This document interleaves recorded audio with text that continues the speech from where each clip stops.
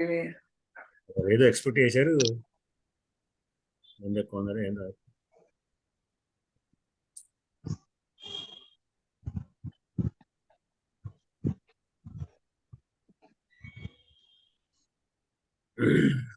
చూడండి.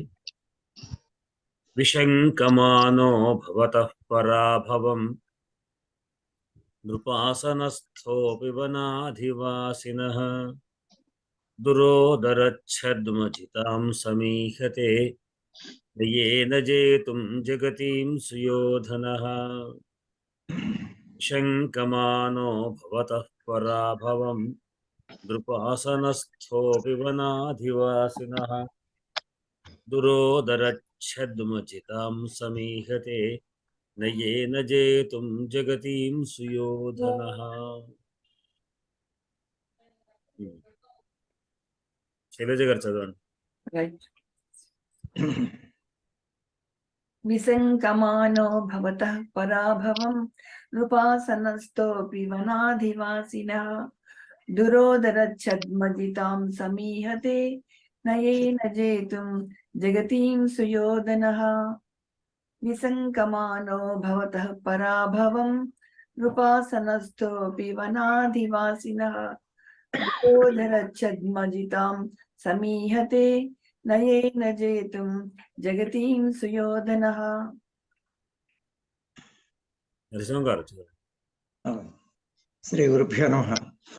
విశంకమానో భవతః పరాభవం నృపాసనస్థోపి వనాధివాసినః దురోదరచ్ఛద్మజితాం సమీహతే నయేన జేతుం జగతీం సుయోధనః. విశంకమానో భవతః పరాభవం నృపాసనస్థోపి వనాధివాసినః దురోదరచ్ఛద్మజితాం సమీహతే నయేన జేతుం జగతీం సుయోధనః. మీరు నరసింహ గారు పదవి భాగం చేయండి. ఓకే అండి. నిశంకమానః భవతః పరాభవం దురోదరచ్ఛద్మజితాం సమీహతే. ఓహో, నేను రాసుకోవడం తప్ప.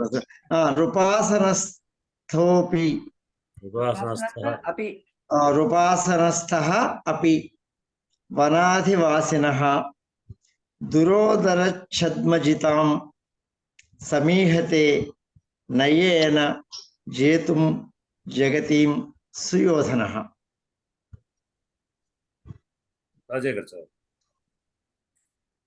విభక్తులు చెప్పమంటారా?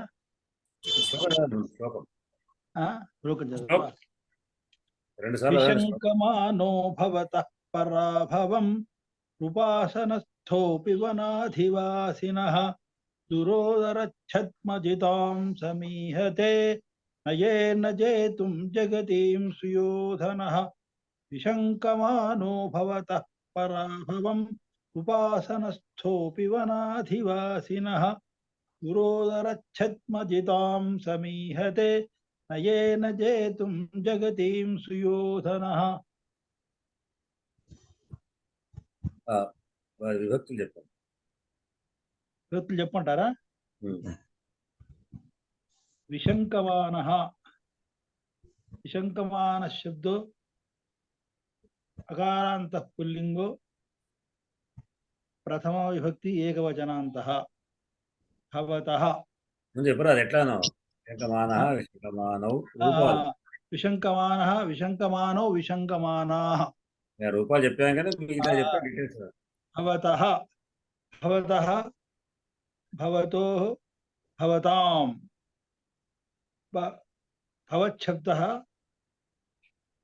తకారాంతః పుల్లింగో పంచమీ విభక్తి ఏకవచనాంతః. భవద్భ్యాం ద్వివచనానికి పంచమీలో అంతే అంతే ఉంటది. భవద్భ్యః. ఇక్కడ ఇది షష్ఠిలేండి, అది తప్పు నేను చెప్పింది. షష్ఠి అది. భవతో భవతో భవతాం అది షష్ఠి ఏకవచనాంత షష్ఠి విభక్తి ఏకవచన షష్ఠి ఇక్కడ పంచమే. పంచమే అన్న.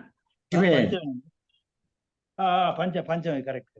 మీ నుండి అని మీ వారిది. పరాభవం అకార పరాభవం పరాభవౌ పరాభవాన్ అకారాంత పుల్లింగో పరాభవ శబ్ద ప్రథమ విభక్తి ద్వితీయ విభక్తి ఏకవచనాంతః ఉపాసనస్థః అకారాంత పుల్లింగో నృపాసనస్థ నుపాసనస్థౌ నుపాసనస్థాః అకారాంత పుల్లింగో నృపాసనస్థ శబ్ద ప్రథమ విభక్తి ఏకవచనాంతః వనాధివాసినః వనాధివాసిన్ శబ్ద వనాధివాసినః వనాధివాసినో వనాధివాసినాం షష్ఠి విభక్తి ఏకవచనాంతః ఇంకోలా ఉంది. జితాం ఉపాధి వాసినః వనాధివాసినః వాసినః వాసినాభ్యాం వాసిభ్యాన్. వాసినః పంచమే ఇక్కడ. ఇక్కడ భవతః విశేషణం కదా. భవతః రెండు అంతే కరెక్ట్. భవతః వనాధివాసినః వనాధివాసిభ్యాం వనాధివాసిభ్యః పంచమి విభక్తి ఏకవచనాంతః అది బహువచనాంతః ఏకవచనాంత కరెక్ట్ అంతే. అంటే వాసినాం అవుతుంది, అది వాసిభ్యః దాంట్లో బహువచనం వస్తుంది కరెక్ట్. జితాం జిత ఆకారాంత పుల్లింగో జితా స్త్రీలింగో జితా శబ్దః ద్వివచనం జితాం ఏకవచనం జితే జితాః జితాం జితే జితాః అకారాంత పుల్లింగో జితా శబ్దః స్త్రీలింగం కాదు. ద్వివచనం ఏకవచనాంత ద్వితీయ విభక్తి ఏకవచనాంత. ఇది స్త్రీలింగం జితా శబ్దం. స్త్రీలింగం అందుకు జగతి అనే దానికి జగతి స్త్రీలింగం కనుక ఈ స్త్రీలింగం అంతే. జగతికి ఇవన్నీ విశేషణాలు. ఇవి జితాం ఇది ఒకటే. నయేన నయాభ్యాం సమీహతే ఇక్కడ ఉన్నా నేను. ఇవన్నీ ఒక్కోవైపు రాశాను. సమీహతే సమీహేతే సమీహంతే సంపూర్వకాత్ ఈహ చేష్టాయామిత్యస్మాత్ ధాతోః కర్తరి లడాత్మనే 10 అన్నాడు. ప్రథమ పురుష ఏకవచనాంతః సమీహతే అంటే నయేన నయాభ్యాం నయైహి అకారాంత పుల్లింగో ద్వితీయ విభక్తి ఏకవచనాంతః. నయ శబ్ద తృతీయ విభక్తి ఏకవచనాంతః. జగతీం ఇక్కడ జైతుం కూడా ఉంది కాదు మధ్యలో. శ్లోకాన్ని చూసుకుంటూ పోండి. నేను వరుసగా ఒకవైపు విభక్తులు రాసా, ఒకవైపు సమాసాలు రాసేటప్పుడు కూడా శ్లోకాన్ని కూడా కొంచెం చూసుకొని ఆ పదాలను ఇవి వరుసలోనే ఉన్నాయి కానీ క్రియలను రాయలేదు. అక్కడ మీరు అవ్యయాల్ని రాయలేదు. అవి వాటిని చూడకుండానే చెప్పడానికి ప్రాక్టీస్ చేస్తున్నాను. చాలా మీరు మంచి ప్రయత్నం చేసి చూస్తున్నారు అర్థమైంది. అవే ప్రయత్నము నేనేంటంటే ఆ ప్రయత్నం ఏమిటైతే ఇస్తున్నారో అది ఆ శ్లోకాన్ని ముందు పెట్టుకొని దాని యొక్క క్రమంలో మీరు రాసుకుంటూ పోతే బాగుంటుంది. అవి వరుసలో వస్తున్నాయి. అపి అవ్యయము. ఇక్కడ జేతు ఒక్కటి అవ్యయం ఎగిరిపోయింది. క్రియ చెప్పాను. జగతీం జగత్యౌ జగతీహి ఈకారాంత స్త్రీలింగో ద్వితీయ ఏకవచనాంతః గౌరీ శబ్దం లాగా. సుఖేన సుయోధనః సుయోధనౌ సుయోధనాః సుయోధన శబ్ద అకారాంత పుల్లింగ ప్రథమ ఏకవచనాంతః. మనం ఇంకొక ప్రతి కూడా వేస్తే బాగుంటుంది. ఏమిటంటే ఏ శబ్దం లాంటిదో కూడా మనం ఒక్కసారి గుర్తు చేసుకుంటే బాగుంటుంది అన్నింటికి కూడా. అదే అవును. సుయోధన రామశబ్దవత్, ఇది రామశబ్ద. జగతి అన్నప్పుడు గౌరీ శబ్దవత్, గౌరీ శబ్దం లాగా అవును అని ఒకసారి మనం గుర్తు చేసుకుంటే ఏమవుతుందంటే ఆ శబ్దం మీద దృష్టి వస్తుంది. తర్వాత తొందరగా మంచిగా ఉంటుంది. రమాశబ్దం లాగా ఇట్లా. జేతుం తుమ్మున్నంతం అండి. తుమ్మున్నంతం జీ ధాతు వరకు జిత్వా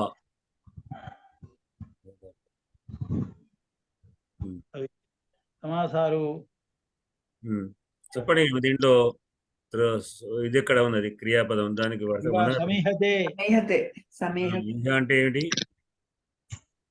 ప్రయత్నించుచున్నాడు. ఈహతే వస్తున్నాడు. కర్తం సమీహతే. ఎవరు ఫస్ట్? కేతుం సమీహతే. ఎవరు? కహ సుయోధనః. కర్తే దేనికి వరకు అంటే జేతుం. దేనిని? జగతీం జగతి. జగతీం నయేన జేతం. జగతీం కథం భూతాం. కథం భూతాం దురోధన ఛద్మజితాం. దురోధర ఛద్మజితాం. దురోధర ఛద్మజితాం. దురోధరం అంటే సూదం. ఛద్మ అంటే కపటం.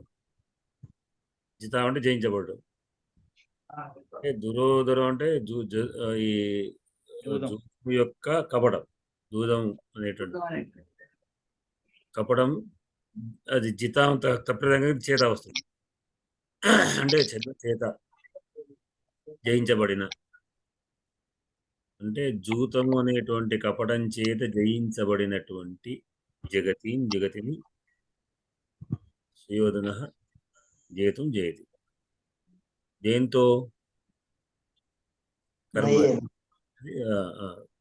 నయేన నీతితో.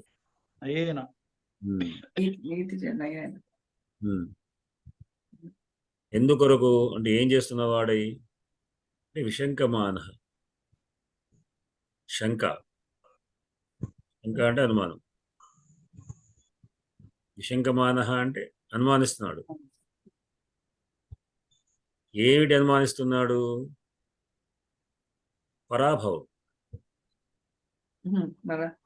పరాభవం దేనిని అనుమానం వస్తుంది. వాడు విశంకం.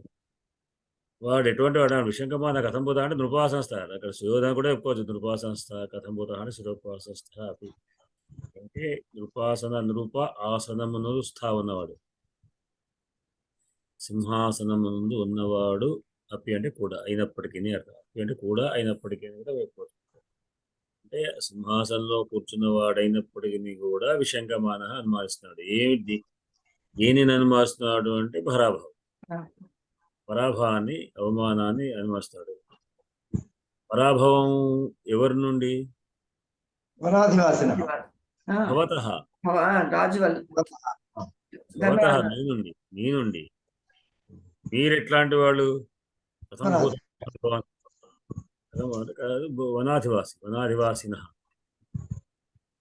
వనాధివాసులు అంటే వనమునందు అధివసించిన వాళ్ళు.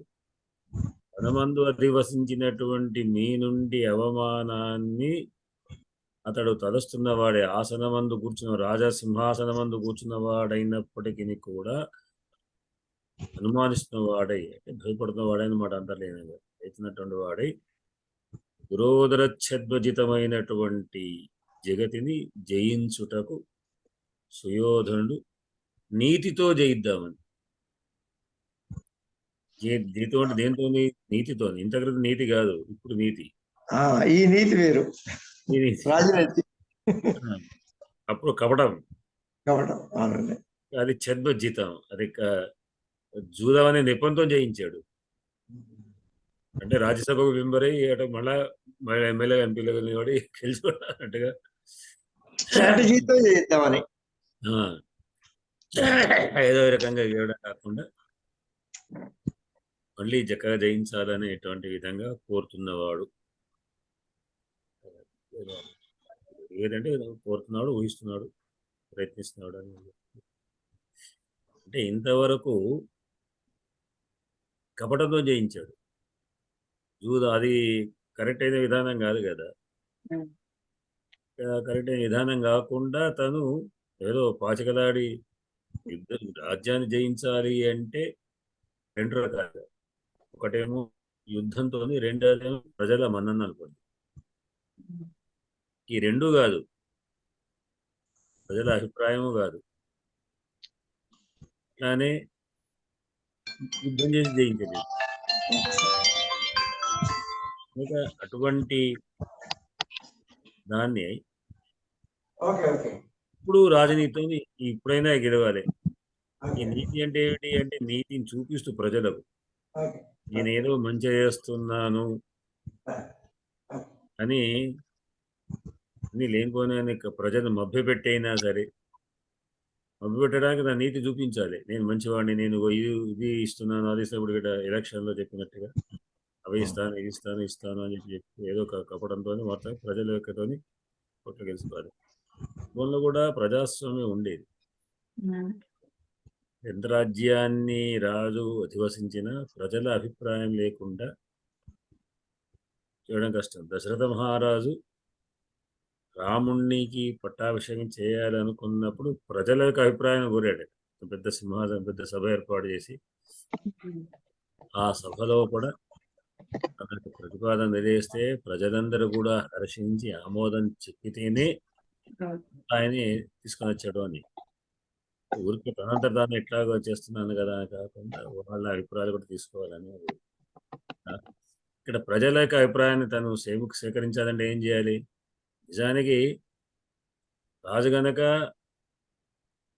ఓ అధిపతిగా తన యొక్క కష్టాలను చెలాయించవచ్చు.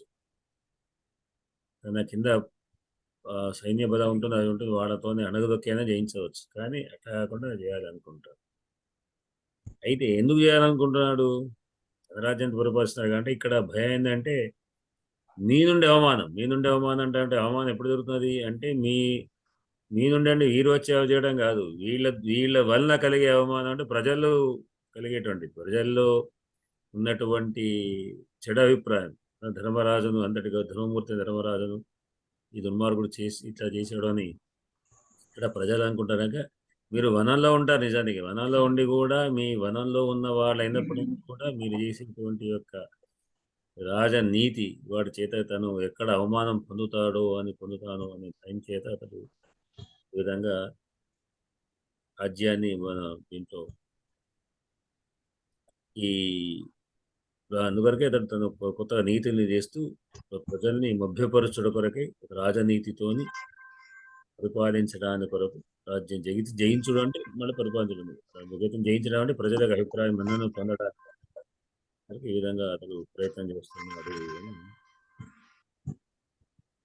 విశంకమానో భవతః పరాభవం సమస్థోపి వనాధివాసినః దురోదరచ్ఛద్మజితాం సమీహతే నయేన జేతుం జగతీం సుయోధనః.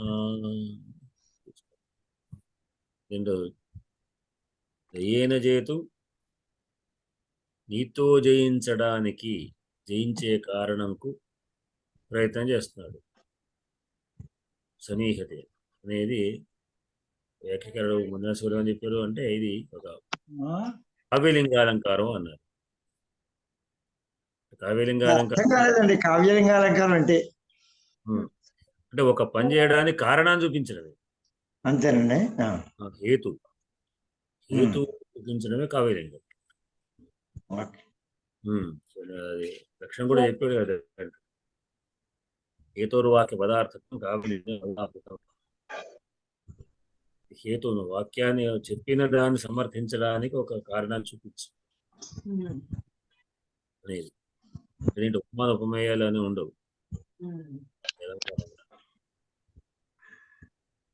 ఇది శ్లోకంలోని. దీంట్లో నాకు సంధులు ఉన్నాయా? ఉన్నాయండి.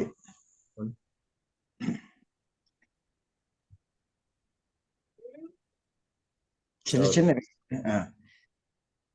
విశంకమానః భవతః, విశంకమానో భవతః.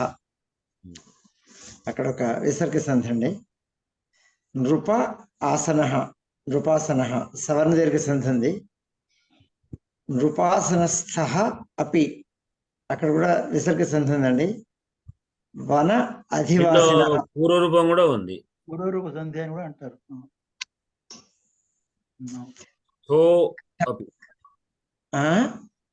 అకారం అయింది కదా. స్థో అపి అకార ప్రశేష పెట్టుకుందామంటే మీరు దాదాపు ఎందుకంటున్నా అంటే 3 చోట్ల మనం అకార ప్రశ్న పెట్టుకుంటాం. ఆ, ఏకారం తర్వాత ఓకారం తర్వాత ఉన్న అకార ప్రదేశంలో పెట్టుకుంటాం. మన్యే అహం అష్టదశ ఉన్నదాన్ని పూర్వరూప సంధి అంటారు. అంతే. అకార ప్రశ్న ఉంటుంది. అయితే సవర్ణ సంధి ఎప్పుడు కూడా పెట్టుకోవచ్చు కదా, అది కాదు పెట్టరు దానికి. అక్కడ అవసరం. అంటే అక్కడ ఆల్రెడీ ఒకవేళ ఇటు దీర్ఘం ఉండి అటు అంటే ఆ దీర్ఘంతో అకారం కలిసి దీర్ఘం అయితే తెలియదు కదా. అవునండి. కనుక అట్లాంటి చోట సీతాభిమానం అనుకో, సీతాభిమానం మనం కూడా కలుపుకోవచ్చు. అంటే ఆల్రెడీ సీతా దీర్ఘం ఉంది. ఎట్లా తెలవడానికి కొరకు ఇది ఏంటి అంటే నిజానికి వ్యాకరణంలో చెప్పబడ్డది లేదో తెలియదు. వ్యాకరణంలో అంటే ఏం లేదు, మరి శిక్ష స్మృతి ఏమో తెలియదు. అకార ప్రత్యయ అనేది ఒకటి మనం పెట్టుకుంటాం. అది యూజ్ అవుతుంది. నృపాసన పి లేదా ఇంకేదైనా ఉన్నా కానీ అక్కడ నృపాసన వస్తే ఉంటుంది. పి అంటే సరే నృపాసన బట్టి ప్రకారం ఉంటే ప్రశ్లేష ఓన్లీ విసర్గలు వచ్చినప్పుడే వస్తుందండి కదా. అంతే. ఓకారం ఉన్నప్పుడు ఏకారం ఉన్నప్పుడు కూడా మన్యేహం అన్నప్పుడు మన్యే అనేది ధాతు రూపకం. ఏకారం ఓకారాలు అక్కడ ప్రధాన ఏకార ఓకారాలే కానీ అది విసర్గల అవనా కాల సంబంధం లేదు. Okay okay. వేసుకోవచ్చు. ఓ ఓకారం ఉంది, దాని తర్వాత మీరు ఏం చేర్చారనుకోండి వేసుకోవచ్చు. సరే. ఇది ఇంకా వన అధివాసిన సవర్ణ దీర్ఘ సంధి దురోదర ఛద్మజితాం ఛత్వ సంధి అండి ఇక్కడ. చెత్తం. తర్వాత ఏం లేదు, అంతేనండి.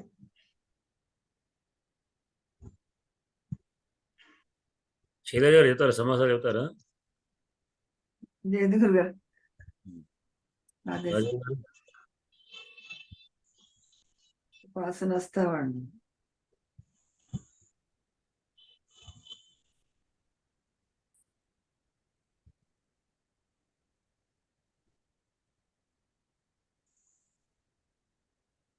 రాజే సార్ చెప్పండి. చెప్పమంటారా? ఓకే. ఉపాసన వస్తావండి. నృపాసనం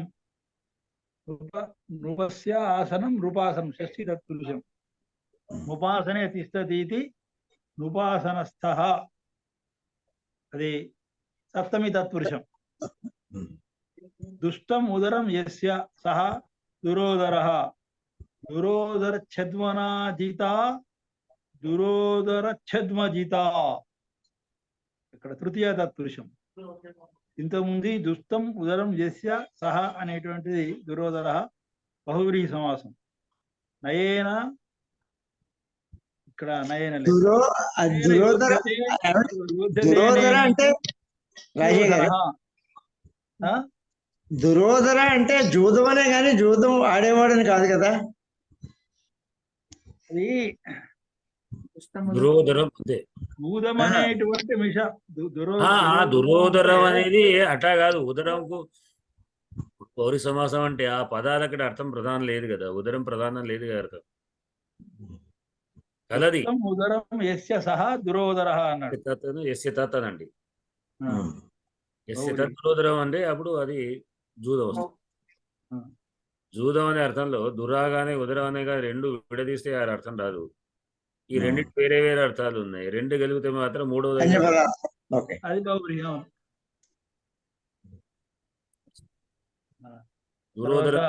దురోదరం యొక్క ఛద్మ కపడం. సుఖేన యోధ్యతే నేనేతి సుయోధన. అది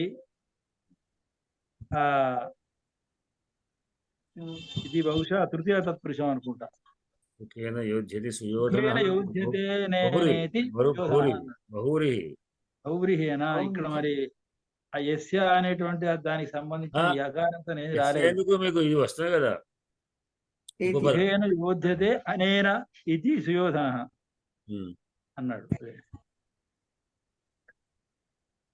అది ఉపపదం. యోధ్యతే ఉపపదం అంటారా? ఉమ్.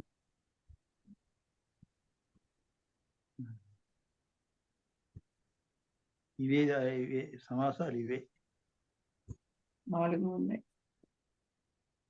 చదవండి శ్లోకాలు చదవండి. ఒక్కొక్కరు 2 సార్లు అవుతుండదు. మీరు రాజా గారు చెప్పండి. ఆ? 2 సార్లు చెప్పమంటారా? 2 శ్లోకం చదవమంటారా? 2 మారు సార్లు చదవండి. 2 సార్లు. విశంకమానో భవతః పరాభవం ఉపాసనస్థోపి వనాధివాసినః దురోదరచ్ఛద్మజితాం సమీహతే నయేన జేతుం జగతీం సుయోధనః.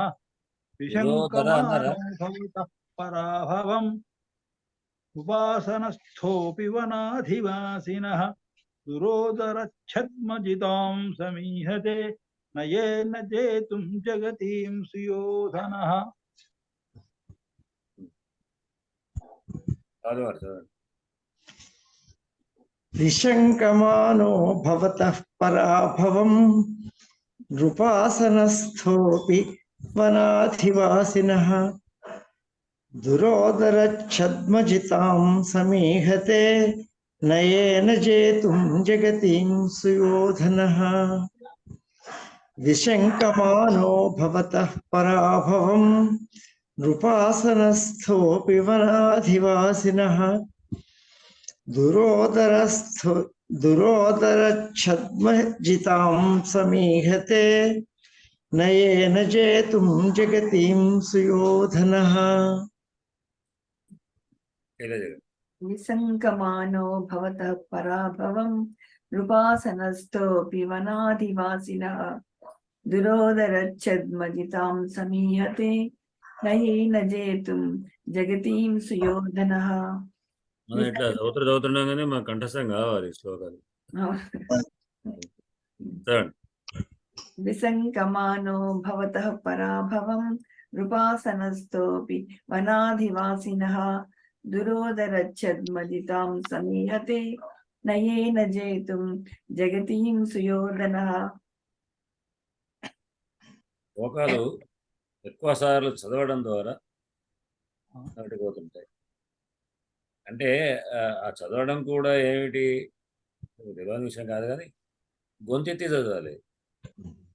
మౌనంగా చదివితే రాదు. మౌనంగా మనం ఇట్లా పట్టుకొని ఊరికే ఇక్కడ ఎవరైనా పారాయణ చేస్తారు, చిన్నగా చదివినా లేదా కంఠం ఉపయోగించకపోయినా కంఠస్థం కాదు. అది ఖచ్చితంగా గొంతెత్తితే ఎంత హెచ్చితే అంత దానికి ప్రయోజనం. అందుకని కంఠస్థం అంటాము. కంఠస్థంలో కంఠమే ప్రధానం దానికి. అంతేగాని ఊరికే చదివాం కదా అని చేసుకుంటే కాదు. అందుకని అందువరకే ఇంకొక గమ్మత్ ఏంటంటే, మనం ఎక్కడైనా ఇప్పుడు ఏదైనా మాట్లాడడం విషయంలో అదే విషయంలో ఊరికే ఏదో మాట్లాడుతూ మనం ఒక శ్లోకాన్ని కొటేషన్ పెట్టామనుకోండి, ఈ కొటేషన్ చేయడం ద్వారా కూడా మన మైండ్కే కొంత అది మళ్ళీ గ్లూకోజ్ ఎక్కినట్లే అనబడుతుంది. మళ్ళీ ఈ శ్లోకం విషయంలో కూడా మన జ్ఞాపకంలో కూడా మనకు ఉండిపోతుంది. కనుక చాలా మంది ఏదో రకంగా శ్లోకాన్ని కొటేషన్ పెడుతుంటారు, వాడికి అర్థం కానీ కాకపోతే ఎప్పుడైనా కూడా మన మైండ్కే మనకే మళ్ళీ ఆ శ్లోక విషయంలో మనకు కొంత ఫీడింగ్ అవుతుంది మళ్ళీ. ఇంకా అట్లా అందువరకు ఏదో రకంగా చెప్తూ ఉండాలి. నేను ఇక్కడి నుంచి మనకు అంతా కూడా ఈ దుర్యోధను యొక్క రాజ్య పరిపాలన వృత్తాంతం అంతా అంటే రాజకీయపు ఎత్తులు ఎట్లా రాజకీయం ఏం చేస్తున్నారు ఏంట అనేటువంటిది అంతే కూడా మనకు దీంట్లో వస్తుంది. నేను చాలా రోజుల క్రితం దుర్యోధను యొక్క రాజనీతి నేను వ్యాసం రాశాను, పేపర్ సబ్మిట్ చేశాను ఉస్మానియా యూనివర్సిటీలో కూడా. ఒక ఏదో దీని గురించి రాజనీతి గురించినటువంటి సెమినార్ జరిగింది. సంస్కృతి డిపార్ట్మెంట్లో ఉస్మానియా సంస్కృతి డిపార్ట్మెంట్లో నిర్వహిస్తే అందరు రకరకాల రామాయణం భారతంలో వాటిలో వీటిలో తీసుకున్నారు. నేను ఈ ఒక్క ప్రథమ సర్కిల్లోనే బాగా మనం చూసేది ఎటువంటి సంగతి. రెండవ సర్కిల్లో కూడా ఉండవచ్చు, కానీ నేను 3వ సర్కిల్లోనే తీసుకొని నేను రాశాను. అయితే తర్వాత నాకు మళ్ళీ నేను కాకతీయ యూనివర్సిటీలో బోర్డ్ ఆఫ్ స్టడీ మెంబర్గా నేను మీటింగ్ పోయినాను సిలబస్ నిర్ణయం గురించి. ఇప్పుడు అక్కడ ఉన్న ఒక ఆమె మేడం, ఆమె ఒక పుస్తకం ఇచ్చింది. ఆమె రాసి పిహెచ్డి చేసినట్టు మరి ఇదే ఈ కేవలం శిశు భారవి రాజకీయ నీతి గురించి రాసింది. చాలా పెద్ద పుస్తకం. నేను ఈ ప్రథమ తరగతి కూడా చేశానంటే పంపించి చదువుతాను. అంటే దాంట్లో దాదాపుగా అది పెద్ద పుస్తకం నావి అని కూడా దాంట్లో ఆల్రెడీ వస్తుండే పుస్తకం చదవలేగా. దీంట్లో మనకు అంటే ఎట్లా ప్రజల్ని ఎట్లా ఆకట్టుకోవాలి, లోపల ఇష్టం ఉన్నా లేకపోయినా ఉన్నట్టుగా నటిస్తూ దుర్యోధన చేసేటువంటివన్నీ కూడా మనకు చూస్తే చాలా మంచి పనులు చేస్తున్నాడు అనిపిస్తుంది. ఒకటి ఏంటంటే ఇక్కడ ప్రజల మీద ప్రేమ కొద్ది కాకుండా ప్రజల్ని మనస్సు జయించాలని తపన తప్పిస్తే వాడు ప్రజలకు చేస్తానని అది ఇక్కడ మనకు ఇక్కడ ఈ శ్లోకంలోనే మనకు ఫస్ట్ బీజం అన్నమాట. ఏం చేయతం అంటే ఏదో నీతితోని జయించాలంటే నీ నీతి అనే కపటంతో నీతి కనబడుతుంది. ప్రజలకు నీకు అది ఇస్తున్నా అవి ఇస్తున్నా. స్ట్రాటజీ అక్కడ నీతి అంటే ధర్మం కాదండి, అదే స్ట్రాటజీ తోటి. కనుక అది అంటే కేవలం దాంతో ఈ ప్రజలు అంటే మనకు ఇది నీకు ఇస్తున్నాం, ప్రజలకు మేమే ఎంతో ఇప్పుడు ఎలక్షన్ కాగా అందరినీ తీసుకొని ఎప్పుడు చూస్తే వాడిని మాట్లాడించడు, ఎవరు చూస్తే వాడిని ప్రేమ తగ్గించడు, వాళ్ళ ఇళ్ళకి పోవడం, వాళ్ళతో ఛాయ్ తాగడం, తినడం అంటే ఎంత ప్రేమ అన్నట్టుగా ఇట్లా ఏదో ప్రేమను వ్యక్తీకరించినట్టు చేసేట్టుగా అట్లానే ప్రజలకు ఏదో ఇస్తున్నామని, నీ కొరకే ఇస్తున్నాం చేస్తున్నామని ఈ ఉత్సవాలు అవి జరిపించడం కూడా అందులో భాగమేనండి. ఉత్సవాలు గణపతి ఉత్సవాలు తిలక్ గారు స్టార్ట్ చేశారు కదా. అది అందరు ఐకమత్యం కావాలని, ఐకమత్యం కాదు, ప్రజలందరూ కూడా ప్రజల్లో ఉన్నటువంటి ఒక భావన ఐకమత్యం కావాలనేటువంటి, అది కపటం కాదండి, కపటం కాక అదొక సదుద్దేశం.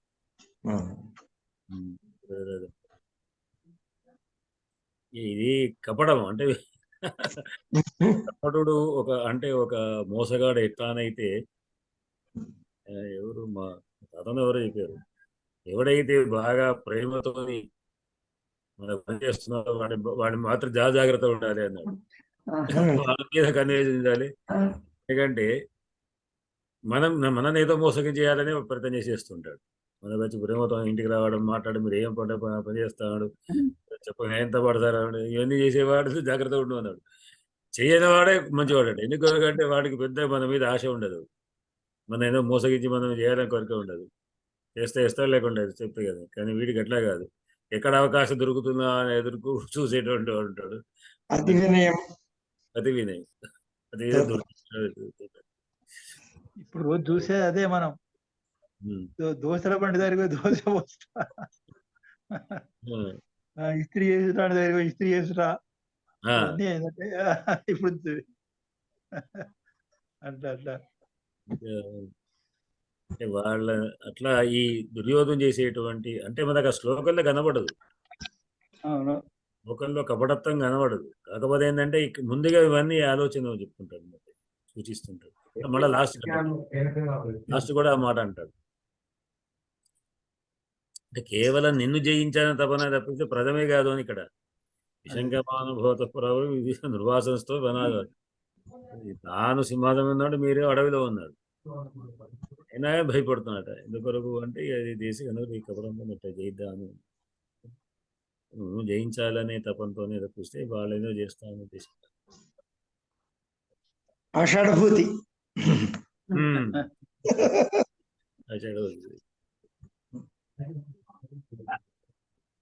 అదేనండి, ఆపేద్దాం.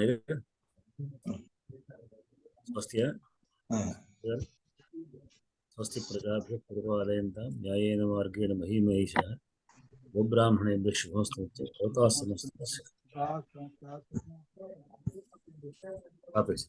అలాగే చేస్తున్నాను. శుభరాత్రి అందరికి.